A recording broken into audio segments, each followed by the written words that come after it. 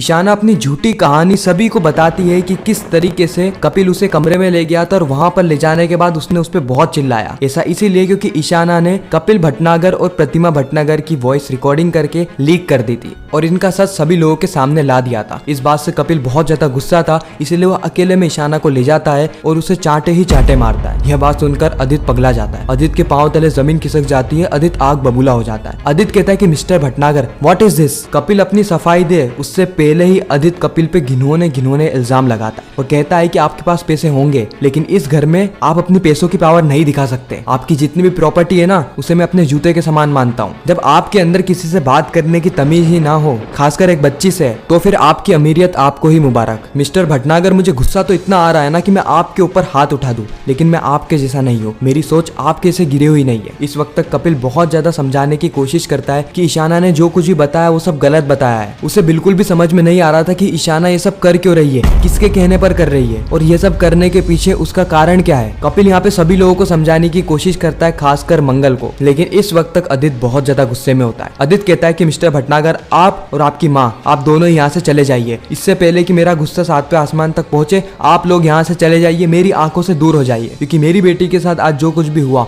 उसे मैं बिल्कुल भी बर्दाश्त नहीं करूंगा। आपके पास होगी करोड़ों की सिक्योरिटी, लेकिन ये मेरा घर है। यहाँ पे किसको रहना चाहिए, किसको जाना चाहिए, यह बात मैं डिसाइड करूंगा। इसीलिए मैं पुलिस को बुलाऊं उससे पहले आप यहाँ से चले जाइए। कपिल कहता है कि पुलिस, हाँ चलो पुलिस को बुला लेते हैं। पुलिस आएगी तभी पता चलेगा ना कि सच्चा कौन है और झूठा कौन। इस वक्त तक ईशाना डर जाती है। ईशाना कहती है कि मैं सब सच ही कह रही हूँ, आप लोगों को मेरी बात पे विश्वास नहीं है क्या? पुलिस को क्यों बुला रहे हैं? ये कपिल अंकल पुलिस को बुलाने की बात करके मुझे ब्लैकमेल करना चाहते हैं। सभी को पता है कि मैं पुलिस से कितना ज्यादा डरती हूँ। प्लीज आप लोग पुलिस को मत बुलाइए, मेरी बात पे विश्वास कीजिए। इस वक्त तक सौम्या मनी मन में कहती है कि मुझे पूरा यकीन है कि कपिल ऐसा कभी भी नहीं कर सकता। इस बात की गारंटी तो मैं खुद लेती हूँ, लेकिन ईशाना ये सब क्यों कर रही है? कहीं ऐसा तो नहीं कि ये कपिल और मंगल की शादी तोड़वाना चाहती है? नहीं, अगर ऐसा हो गया तो ये मंगल वापस से अदित के पीछे पड़ जाएगी। मुझे कुछ ना कुछ करना होगा। लेकिन इस वक्त तक सौम्या मामले को देखते हुए चुप रहती है। उसी वक्त वो लड़का आ जाता है जिसने सारी चीजें अपनी आंखों से देखी हुई होती है। वो लड़का आके कहता है कि मैंने सारी चीजें देखी थी। कपिल कहता है कि वाह, तुमने सारी चीजें देखी थी ना, अब सभी लोगों के सामने सच को बता दो कि मैं बेकसूर हूँ। वो लड़का शुरुआत की चीजें वो सही कहता है, जैसे कि कपिल कहता है कि हाँ बिल्कुल यही हुआ था, लेकिन एट द एंड वो कह देता है कि कपिल ने ईशाना को थप्पड़ मारा था। अब यह बात सुन के कपिल के भी पांव तले जमीन खिसक जाती है और ऑडियंस की भी, क्योंकि यह लड़का झूठ क्यों बोल रहा है। तो इसके पीछे का कारण ये हो सकता है कि शायद ये ईशाना से अपनी दोस्ती नहीं तोड़ना चाहता हो या फिर ये ईशाना को पसंद करता हो, और अगर इसने ईशाना के खिलाफ कुछ भी कह दिया तो फिर ईशाना और इसकी दोस्ती हमेशा हमेशा के लिए खत्म हो जाएगी। इसलिए हो सकता है इसने इस बात को लेकर झूठ बोला हो। इस वक्त तक कपिल पूरी ही तरीके से हार चुका था, लेकिन कपिल अभी भी कह रहा था कि मैं सच कह रहा हूँ, मैंने ऐसा कुछ भी नहीं किया है। मंगल जी, आप तो मुझे कितने समय से जानती है ना।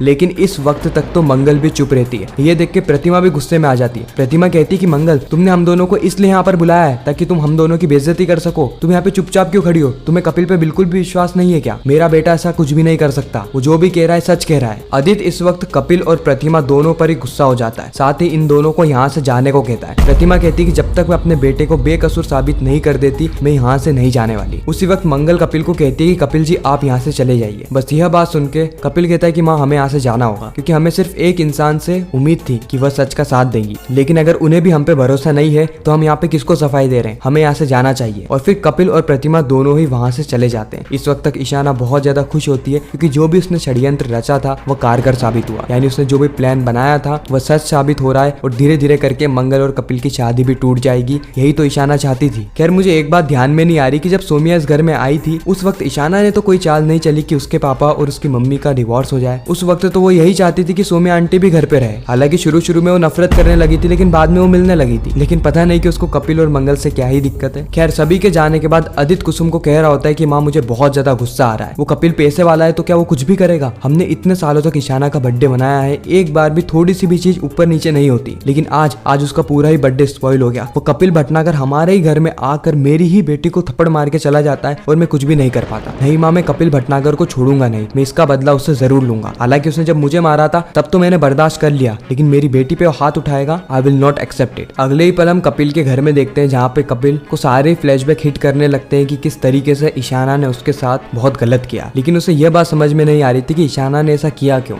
आखिर उसकी और ईशाना की क्या दुश्मनी है, कि सारी चीजें उसने इसलिए करी क्योंकि कपिल ने आदित्य को थप्पड़ मारा था। इन सारी चीजों से कपिल बहुत ज्यादा परेशान हो गया था। कपिल चिल्ला चिल्ला के कहने लगता है कि मंगल जी मेरा विश्वास कीजिए, मैंने ऐसा कुछ भी नहीं किया। और बाहर प्रतिमा ये सारी बातें सुन लेती है। प्रतिमा मनी मन में कहती है कि मुझे तुम पे पूरा विश्वास है कपिल, तुम ऐसा कभी भी नहीं कर सकते। लेकिन मंगल की आंखों के सामने ममता का अंधेरा है, वो अपने बच्चों के सामने तुम्हें नजरअंदाज कर देगी। इस और हम मंगल और ईशाना को देखते हैं, जहाँ पे मंगल को भी समझ में नहीं आ रहा होता है कि कपिल ने ऐसा क्यों किया। कहीं ऐसा तो नहीं कि कपिल जी सच बोल रहे और ईशाना झूठ। इन सारी चीजों में मंगल बहुत ज्यादा उलझी हुई रहती है। इस और ईशाना बहुत ज्यादा खुश होती है, लेकिन रोने का नाटक कर रही होती है ताकि उसका जो प्लान है वो सभी लोगों के सामने सच लगे। इस और हम अक्षत को देखते हैं, जो कि कपिल के दिए गए सारे गिफ्ट को फेंकने लगता है। अक्षत रो रहा होता है और कहता है कि कपिल जी अच्छे नहीं है, वो मेरे बड़ी नहीं है, क्योंकि उन्होंने मेरी दीदी पर हाथ उठाया है, उनको रुलाया है, वो भी उनके बर्थडे के दिन। मंगल यहाँ पे अक्षत को समझाती है कि अगर तुम्हें टॉय नहीं लेने तो उसे मैं फेंक दूंगी, लेकिन इस तरीके से गुस्सा मत करो, तुम आओ और सो जाओ। ये दोनों सो जाते हैं और उसी वक्त मंगल माता रानी से कह रही होती है कि माता रानी मुझे हिम्मत देना कि जो कोई भी सच है मैं उसका साथ दे पाऊँ और एक बड़ा निर्णय ले पाऊँ। यानी मंगल ने डिसाइड कर लिया है कि कौन सच है और कौन गलत। रात में कपिल बहुत ज्यादा मंगल को कॉल करने की कोशिश करता है, लेकिन मंगल एक बार भी कॉल नहीं उठाती है। सुबह भी कपिल बार बार मंगल को ही कॉल कर रहा होता है, लेकिन मंगल एक बार भी ना तो कॉल को उठाती है और ना ही कॉल का कोई जवाब देती है। कपिल इस वक्त तक बहुत ज्यादा परेशान हो गया होता है। प्रतिमा कपिल से कहती है कि कपिल परेशान होने से क्या होगा, मुझे पता है कि तुमने कुछ भी नहीं किया। कपिल कहता है कि माँ आपको पता होने से क्या होगा, मंगल जी को पता होना चाहिए ना, हमारी शादी होने वाली है। अगर उनके अंदर फिर भी गलत फहमियां रहेंगी तो कैसे चलेगा, इसलिए मुझे उनसे बात करनी होगी। इसलिए कपिल बार बार कॉल कर रहा होता है। उसी वक्त यहाँ पर बेल बजने की आवाज आती है। कपिल को लगता है कि यहाँ पर मंगल आई है, इसलिए वो भागा भागा गेट खोलता है, लेकिन वहाँ पर मंगल नहीं बल्कि आदित्य होता है। आदित्य इस वक्त तक बहुत ज्यादा गुस्से में था, लेकिन कपिल आदित्य को फिर भी कहता है कि आदित्य अंदर आओ। आदित्य साफ मना कर देता है, यह कहते हुए कि मैं आपके घर में पांव तक नहीं रखूंगा, मैं सिर्फ यहाँ पर ये रेजिग्नेशन लेटर देने आया था, क्योंकि मैं आपके जैसे इंसान के साथ काम नहीं कर सकता। इस और कपिल भी बहुत समझाने की कोशिश करता है, लेकिन आदित्य मानता नहीं है। आदित्य को अपनी बेटी पे बहुत ज्यादा विश्वास था, इसलिए वो कपिल की सारी बातों को मना कर देता है और कहता है कि तुम्हारे जैसे गिरे हुए इंसान के अंडर में मैं कभी भी काम ना करूं। प्रतिमा को भी इस वक्त तक आदित्य पे गुस्सा आ जाता है, लेकिन प्रतिमा कुछ भी कहे उससे पहले कपिल प्रतिमा को रोक देता है। कपिल कहता है कि माँ अगर मैं भी आदित्य जी की जगह पे होता तो मैं भी ऐसा ही करता, क्योंकि जब तक सच का पता नहीं चल जाता, जब तक सभी लोग अपने परिवार वालों को ही सच मानते हैं। आदित्य कहता है कि मिस्टर भटनागर आप अपने आप को मुझसे कंपेयर करना छोड़ दीजिए, आप मेरे पाँव के बराबर भी नहीं है। इतना कहकर आदित्य गुस्से में वहां से चला जाता है। जैसे ही वो बाहर पहुंचता है, वो नोटिस करता है कि उसकी कार की चाबी तो उसके पास है ही नहीं, शायद अंदर गिर गई होगी। वो वापस से अंदर जाता है तो इस वक्त वो मंगल को देखता है, क्योंकि मंगल भी ऑटो में बैठकर आ गई होती है कपिल से मिलने के लिए। आदित्य कहता है कि मंगल यहाँ पर कल इतना सब कुछ हुआ, उसके बाद भी ये कपिल भटनागर से मिलने आई है, मुझे इनकी बातें सुननी होगी। उसके बाद आदित्य छुपके से खिड़की के बाहर खड़ा हो जाता है ताकि वह मंगल और कपिल के बीच में हो रही सारी ही बातें सुन ले। खैर इसके बाद हम देखेंगे कि मंगल कपिल के पास जाएगी और कपिल को वह रिंग उतारते हुए कहेगी कि अब हमें आगे रिश्ता नहीं रखना है, यानी हमारे बीच में जो कुछ भी था वो यहीं पर ही खत्म हो जाता है। मैं आपको और अपने परिवार में से अपने परिवार को चुनती हूँ। यह बात सुन के कपिल के पांव तले जमीन खिसक जाती है, क्योंकि कपिल को विश्वास था कि शायद से मंगल उसकी बातों पे भरोसा करेगी, उस पर विश्वास करेगी, लेकिन मंगल यहाँ पर बगावत करती थी। इसी के साथ ही खूबसूरत एपिसोड यहीं पर ही खत्म होता है। आपको ये रिकैप कैसा लगा कमेंट सेक्शन में जरूर बताना। मैं मिलता हूँ किसी नेक्स्ट इंटरेस्टिंग वीडियो में, जब तक के लिए गुड बाय।